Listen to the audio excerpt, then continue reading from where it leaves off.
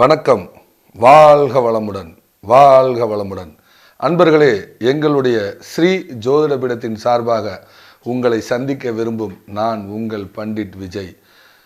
நிறையா ஜோதிடம் சார்ந்த சித்தாந்தங்களை பதிவிட்டு உங்களுடைய ஆதரவை என்றும் எதிர்பார்க்கும் நான் உங்கள் பண்டிட் விஜய். உங்களுக்கு கோடான கோடி நன்றி செலுத்த கடமைப்பட்டிருக்கேன். அதாவது நிறைய வித்தியாசமான ஒரு பரிகாரங்களை நான் பார்த்ததை உங்ககிட்ட பதிவிட்டுக்கிட்டு வந்துட்டு இருந்தேன். சில நேரங்களில் போர்டு வச்சு எக்ஸ்பிளைன் பண்ணிகிட்டு இருந்தேன். ஸோ இன்றைக்கி அது ஒரு சூழலில் போர்டு கொண்டு வர முடியாத ஒரு சூழல், அதனால் நிறையா பேசிக்கிட்டு இருக்கேன். அதாவது ஒரு ஹஸ்பண்டு ஒய்ஃபு ஒன்றுக்கு ஒன்று சண்டை போட்டு பிரிஞ்சிருக்காங்க.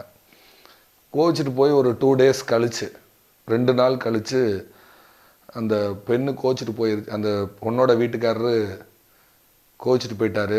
அதாவது பொண்ணு கூட சேர்ந்து இல்லாமல் வீட்டை விட்டு வெளியில் போயிட்டாரு. வீட்டுக்காரரு எப்போ வருவார் அப்படின்னு கேட்டு ஒரு பரிகாரத்துக்கு வர்றாங்க, கேட்குறதுக்கு வர்றாங்க. அப்போ அந்த ஜாதகத்தை வாங்கி பார்த்துட்டு அது எப்படியும் சேரக்கூடியவங்க, இவங்க சேர்ந்துருவாங்கங்கிறது தெரியும். ஸோ அவங்க எப்படியும் வந்துடுவாங்க. ஸோ சீக்கிரமாக வரணும், வீட்டுக்காரரு வரணும். அப்போ நான் உங்களுக்கு சொன்ன ஒரு பரிகாரம் என்ன அப்படி சொன்னோம்னா, அவர் போட்டிருக்கக்கூடிய ட்ரெஸ் இருக்கு இல்லையா, அவங்க வீட்டுக்காரர் போட்டிருக்கக்கூடிய ட்ரெஸ்ஸை தண்ணியில் நனைச்சி டெய்லி காய போடுங்க. தண்ணியில் நினச்சி டெய்லி காய போடுங்க. புழிஞ்சிடாதீங்க. புழிஞ்சா அவருக்கு உடல்நிலை சரியில்லாமல் போயிடும். ஸோ தண்ணியில் நினச்சி காய போடுங்க. ஒரு 2 or 3 daysக்குள்ளே அவர் வந்துடுவார் அப்படின்னு சொன்னான். அவங்க இதெல்லாம் ஒரு பரிகாரமான அப்படின்னு கேட்டாங்க. அம்மா கண்டிப்பாக செய்யுங்க, வருவார்.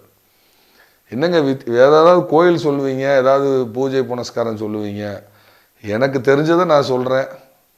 ஸோ பூஜை புனஸ்காரம் இல்லை அப்படிங்கிறதுக்குள்ளே நான் போக விரும்பலை. என்னுடைய முறை இது, என்னுடைய குருமார்கள்ட்டிருந்து வந்த முறை அது. அப்போ அவர் போட்டிருக்கிற பேண்ட்டையும் ஷர்ட்டையும் தண்ணியில் நினச்சி காய போட்டால் அவர் வந்துடுவாரா? வருவார், செய்யுங்க. என்னங்க இப்படிலாம் சொல்கிறீங்க? நீங்கள் செய்யுங்க, அவர் வருவார். அதே மாதிரியே அவங்க அந்த ஒரு போட்டிருந்த ஒரு ட்ரெஸ் எடுத்து டெய்லி தண்ணியில் நினச்சி டெய்லி காய போடுறது வெயிலில். ஸோ ஒரு 3 நாள் கழித்து அவரே சத்தமெல்லாம் அவரே அந்த பொண்ணை கூப்பிட்டு போயிட்டார். ஸோ என்னுடைய பரிகார முறைகள் ஒவ்வொன்றும் ஒவ்வொரு விதமாக இருக்கும். ஸோ அந்த மாதிரியான பரிகார முறைகள் சொல்லிக்கிட்டு இருக்கேன். விருப்பப்பட்ட அன்பர்கள் எங்களை தொடர்பு கொள்ளுங்கள். மேக்சிமம் எங்களுக்கு அப்பாயின்மெண்ட் ஒரு 3 days ஒரு 4 days வெயிட் பண்ணி தான் ஆகணும்.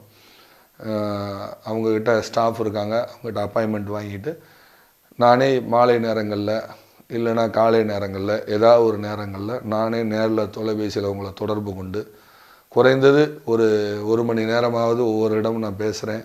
அது நிறையா பார்த்த அன்பர்களுக்கு தெரியும். தவறான பாதையில் யாரையும் நான் கைட் பண்ணுறது இல்லைங்கிறது அவங்களுக்கு தெரியும்.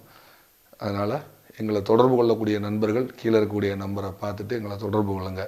மீண்டும் நான் அது ஒரு மார்க்கெட்டிங்காக சொல்லலை. என்னுடைய பரிகார முறை நீங்கள் என்கிட்ட ஒரு முறை ஜாதகம் பாருங்கள், உங்களுக்கே தெரியும். மீண்டும் ஒரு நல்ல ஒரு சூழலில் சந்திக்க விரும்பும் நான் உங்கள் பண்டிட் விஜய். வணக்கம். வாழ்க வளமுடன்.